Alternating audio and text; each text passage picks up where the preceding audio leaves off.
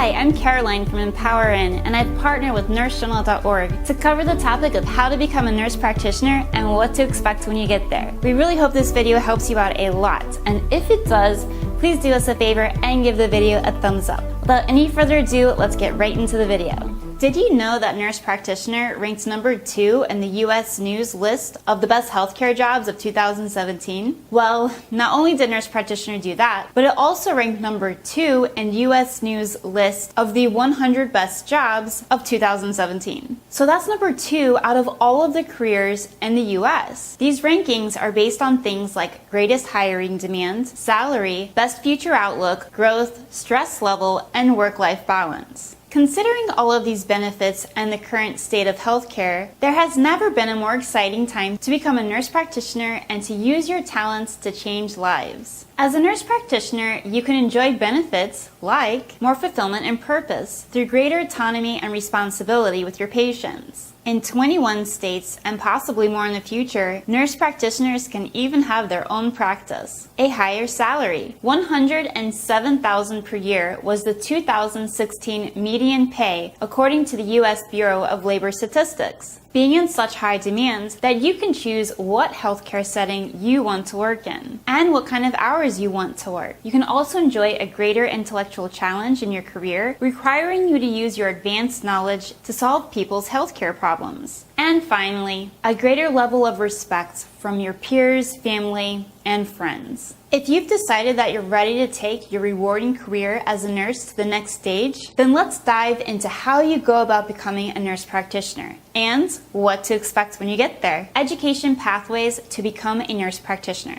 To become a nurse practitioner, it is required that you earn a graduate degree in the field of nursing from an accredited program. You can do this by earning either a Master's of Science in Nursing or a Doctor of Nursing Practice. The major differences are that an MSN degree is shorter in length, typically about 2 years full-time, and focuses on the advanced study of core nursing subjects like pathophysiology, pharmacology, and health assessment. The DNP is longer in length, typically 3 to 4 years full-time, and focuses on a deeper understanding of the core subjects in the MSN, and can also include coursework in things like evidence-based practice, diagnostics, and disease treatment. The additional schooling in the DNP tends to be more clinically focused and less research focused. There is somewhat of a movement towards nurse practitioners being required to have their DNP to become a nurse practitioner, but that hasn't really taken off yet. At this point, most states still require the MSN degree for you to become a nurse practitioner. There are a few different options available to earn your MSN or DNP, all depending on where you live, what your current education level is,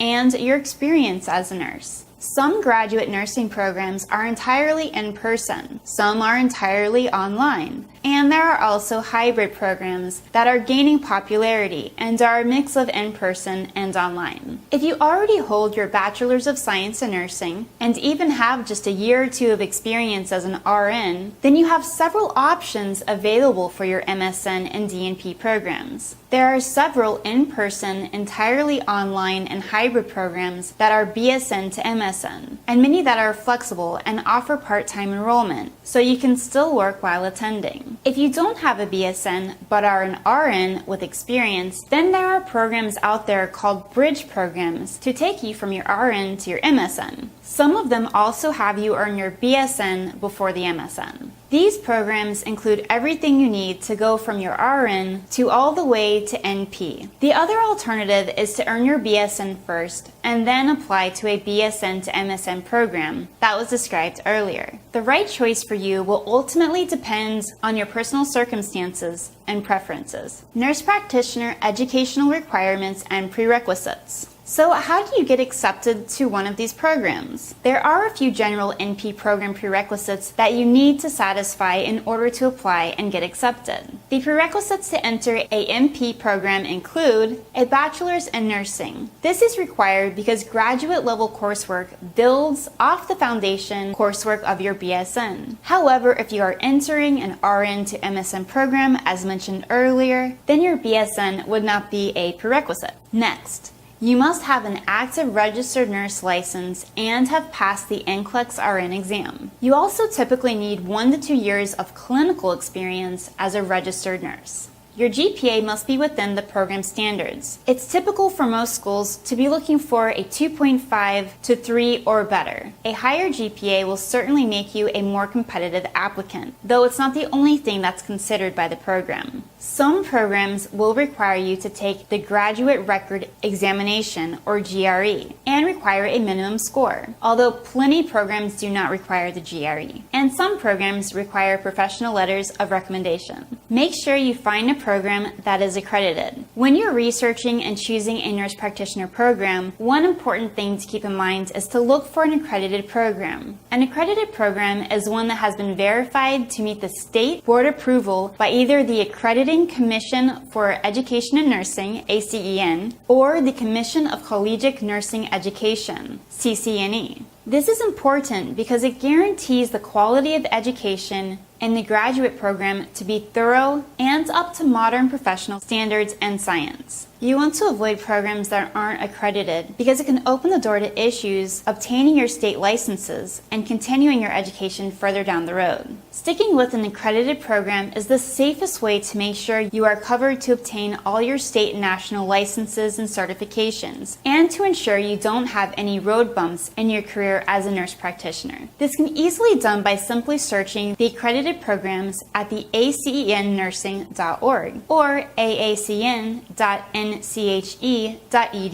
or even by confirming with the prospective nurse practitioner programs that they are accredited. This information is always listed on their websites. Choosing your nurse practitioner population focus. As an aspiring NP, your first decision is what population focus you will become certified in. Here's a list of the possible population focuses. Then, if you want, you can go ahead for a specialty certification in multiple areas, including cardiology, EPS, palliative care, oncology, gerontology, and more. Here's a list of the population focuses: family nurse practitioner, pediatric nurse practitioner, acute or primary care, neonatal nurse practitioner, adult gerontology nurse practitioner, acute or primary care, women's health nurse practitioner, and psychiatric mental health nurse practitioner. If you go into pediatrics or adult gerontology, you will make the choice to specialize in either acute or primary care. There are even programs that combine women's health with nurse midwifery, allowing you to become certified in both areas. As you can see, there is no shortage of choices of what you can specialize in as a nurse practitioner. For many, choosing a specialty really boils down to a few things. What kind of work do you want to do? Is there an area of nursing you've already found that you're really passionate about? Oftentimes, this can stem from personal experience with yourself or your family, and or from your experience as a nurse. For example, if you've discovered you love providing emergency and acute care for trauma victims, then acute care or emergency nurse practitioner would be a great choice. Who do you want to work with? If you're passionate about kids, then maybe pediatrics is a great place to be. Or if you want to work with the older population, adult gerontology would be a fantastic choice. If you love working with women,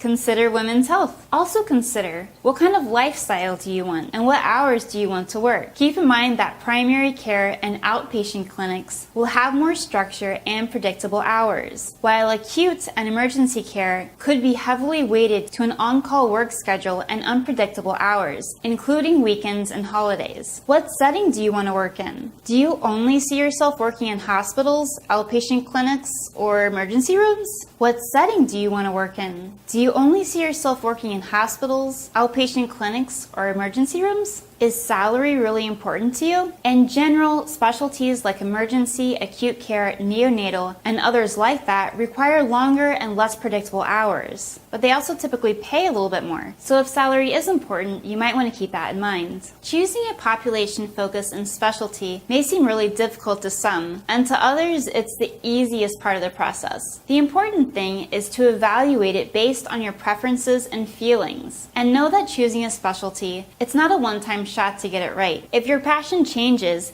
you can always go back for a different specialty down the road. Cost and scholarships. The cost of the nurse practitioner program varies widely depending on whether you're going for your MSN or DNP, which nurse practitioner specialty you choose, some are shorter or longer, whether you have your BSN, where you live, and what program you choose. In general, DNP is more schooling and therefore will cost more than an MSN. It will also take more schooling to start without your BSN, which will cost more as well. Private schools will typically be more expensive than public schools. One big advantage that an online program has is that they are generally more affordable than in-person programs. Also, out-of-state tuition is generally not a factor with an online program, as it's the same cost for anyone to attend from any state. A good ballpark range for an MSN track seems to be around $30,000 to $45,000. The good news is that scholarships and financial aid are readily available for students pursuing their nurse practitioner. The school that you will attend will be able to provide you information for both of these, including more guidance with your financial aid options. The Federal Student Aid website and American Association of Colleges of Nursing websites are great resources where you can learn about loan options and scholarships. For scholarships, another great resource is the American Association of Nurse Practitioners website. Of course, you can also visit our website at nursejournal.org because we have over $200,000 worth of scholarships. You can click here to visit.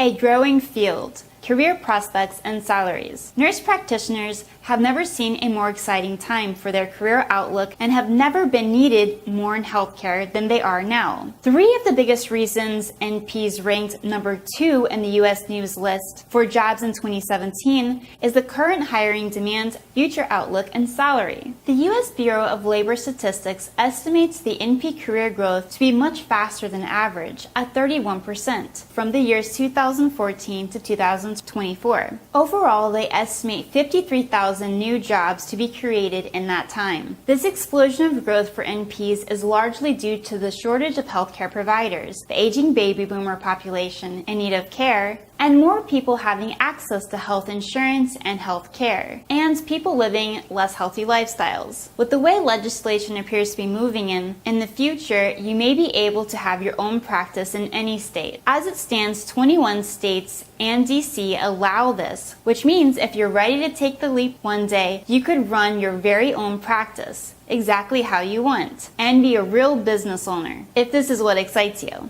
The median salary for NPs in 2016 was $107,000 according to the US Bureau of Labor Statistics. Looking at sites like salary.com, the median salary for all NPs who've registered their salary comes to right around $101,000, with the highest 10% earning more than $118,000 and the lowest 10% earning less than $87,000. There are a number of factors that come into play when regarding salary, like your experience, what state you're in, and what specialty you're working in. But in general, the salaries of NPs are certainly some of the best in healthcare when compared to the investment in education cost. With all this in mind, the future couldn't appear brighter for NPs, and you can expect to be in high demand, paid very well, and have an extremely rewarding career once you get there. Thank you so much for watching, guys.